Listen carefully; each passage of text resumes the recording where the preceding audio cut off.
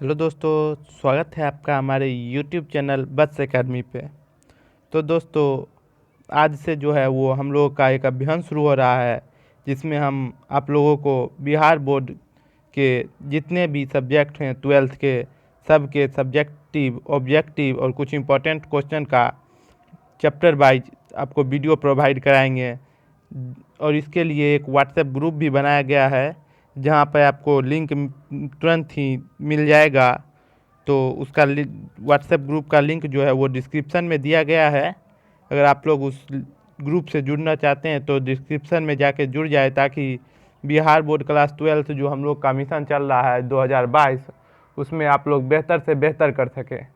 तो दोस्तों, हम लोग इंग्लिश में जो होता है वो बिहार बोर्ड स्टूडेंट का थोड़ा वीक होता है, तो इसलिए स्टूडेंट इंग्लिश से पीछे हटते हैं। तो ऐसा अब नहीं होगा, क्योंकि हमारे चैनल की तरफ से आप लोगों को फ्री ऑफ कॉस्ट में इंग्लिश चैप्टर वाइज समरी, कुछ इम्पोर्टेंट ऑब्जेक्टिव क्वेश्चन और कुछ सब्जेक्टिव क्वेश्चन भी जो है वो प्रोवाइड कराया जाएगा। इसके लिए हमने एक व्हाट्सएप ग्रुप भी बनाया है, जिसका लिंक आपको डिस्क्रिप्शन में मिल जाएगा। आप लोग उस लिंक से जुड़कर अपनी तैयारी पूरा कर सकते हैं। तो दोस्तों, चलिए बिना टाइम गंवाए समरी को देखते हैं और समझने की कोशिश करते हैं। समरी जो है दोस्तों वो बहुत ही आसान लैंग्वेज में है, तो देखिए क्या सब है। और जहां अगर आपको समझने में थोड़ी भी कठिनाई हो तो आप लोग कमेंट बॉक्स में कमेंट ज़रूर करें, और हम आप लोग को समझाने का पूरा प्रयास करेंगे। चलिए दोस्तों, देखते हैं अब समरी। तो ये है पहला चैप्टर जो है वो है Indian civilization and culture. Prose section से स्टार्टिंग हुआ है, तो इसके राइटर हैं महात्मा गांधी। तो दोस्तों, जैसा कि कहा जाता है कि समरी में सबसे पहले थोड़ा अबाउट पोएट होना ज़रूरी है, तो वही काम किया गया है। तो चलिए देखते हैं क्या है। Mahatma Gandhi, whom we known as the father of our nation, was born on 2 अक्टूबर 1869। तो इसका अर्थ हुआ दोस्तों, महात्मा गांधी जो फादर ऑफ आवर नेशन, मतलब हमारे देश के राष्ट्रपिता के नाम से जाने जाते हैं, उनका जन्म 2 अक्टूबर 1869 ईस्वी को हुआ था। He was a great follower of truth and non violence. वो जो थे सत्य और अहिंसा के बहुत ही बड़े फॉलोअर थे, मतलब अनुपालक थे। He not only made India free from British but also taught us the information of civilisation of our country. तो इसका अर्थ हुआ दोस्तों, उन्होंने सिर्फ हमारे देश को ब्रिटिश से ही आज़ाद नहीं कराया, बल्कि इंफॉर्मेशन जो हमारे देश की जो सिविलाइजेशन है, उसके बाद सिविलाइजेशन का हिंदी होता है सभ्यता, उसके बारे में भी हम लोग को जानकारी दिया। चलिए, तो अब आगे हो गया अबाउट पोएट, तो अब आगे देखते हैं कि क्या है स्टोरी। तो फर्स्ट स्टेंजा है दोस्तों, द कंसर्न्ड सिटीजन, यानी Mahatma Gandhi of the nation is worried by the changing mind set of fellow citizen. So by this article he wishes to convince his thought to the Indians. Our great freedom fighter Mahatma Gandhi's view in present essay Indian civilization and culture that talks about the importance of our culture and compare it to different culture of the world. तो इसमें कहा गया है कि महात्मा गांधी जो हैं वो भारतीय के बदलते मानसिकता को लेकर थोड़े चिंतित थे। और ये जो आर्टिकल है उसमें उन्होंने विश किया है, मतलब अपनी इच्छा जाहिर की है कि हमारा जो सभ्यता है वो बदलनी नहीं चाहिए। उसी पे बारे में इंडियन सिविलाइजेशन एंड कल्चर जो ये ऐसे है, उसमें चर्चा की है गांधी जी की हमारी सभ्यता नहीं बदलनी चाहिए, और हमारी सभ्यता जो है वो कैसी है और दूसरे से किस प्रकार डिफरेंट है, उसी का कंपेयर इसमें किया गया है। चलिए आगे देखते हैं।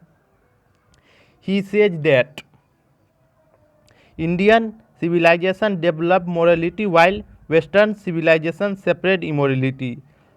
तो उन्होंने कहा है कि भारतीय सभ्यता जो है वो मोरलिटी यानी सभ्य है, और जो वेस्टर्न सिविलाइजेशन जो है वो असभ्य है।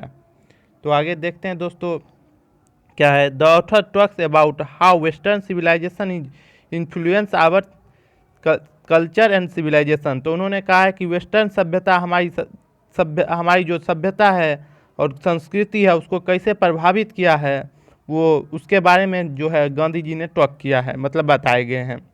आगे है the rich in culture India need not to take threat from the culture of any country in the world. तो गांधी जी कहते हैं कि हमारी अपनी जो सभ्यता है वो ही बहुत धनी है, इसलिए हम लोग को दूसरे कंट्री की सभ्यता को एडेप्ट करना जरूरी नहीं है। आगे है दोस्तों the civilization of India can not be vanished at any cost. तो गांधी जी बोले हैं कि भारतीयों की जो सभ्यता है वो किसी भी हालत पर नष्ट नहीं हो सकती है। अगला लाइन देखते हैं दोस्तों, according to Gandhi ji civilisation is the way of conducting which guide us to our duty. Gandhi ji के अनुसार सिविलाइजेशन एक ऐसा तरीका है जो हम लोग को अपनी ड्यूटी मतलब कर्तव्य का पथ जो है वो गाइड करता है। आगे है दोस्तों, performing duty is a virtue itself and so is following morality and observing morality is gaining victory over craving country is already acquainted with this truth and so there is nothing for India to learn। तो इसमें वही अर्थ है कि India की जो अपनी ही सभ्यता है वही बहुत अच्छी है, तो दूसरे की सभ्यता को हम लोग क्यों गेन करें, और हमारी जो सभ्यता है वो ट्रूथ पे है। तो आगे है दोस्तों, our ancestors forward student after luxurious life. तो हमारे जो पूर्वज थे वो हम लोग को लग्जरियस यानी आरामदेह जीवन व्यतीत करने से रोकते थे, क्यों रोकते थे वो भी देखते हैं। दे न्यू, वे लोग जानते थे कि that we can be happy and healthy with the usages of our hand and feet.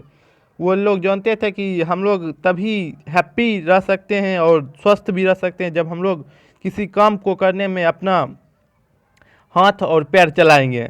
अभी का मानव जो है वो जितना ना मशीन पर डिपेंड हो गया है कि वो लोग अपना हाथ और पैर चलाना ही भूल गए हैं। लोग मशीन को अपना एक्स्ट्रा ऑर्डिनरी ऑर्गन मानने लगे हैं। आगे देखते हैं, the western civilization inside a toward unlimited craving but eastern civilization keeps a strict command on wants. तो वही है कि वेस्टर्न सिविलाइजेशन में जो है वो अनलिमिटेड वांट्स है, यानी उनकी इच्छा जो है अनलिमिटेड है, मतलब वो न्यू करते जाना चाहते हैं लेकिन सब चीज़ मशीन पे डिपेंड होकर।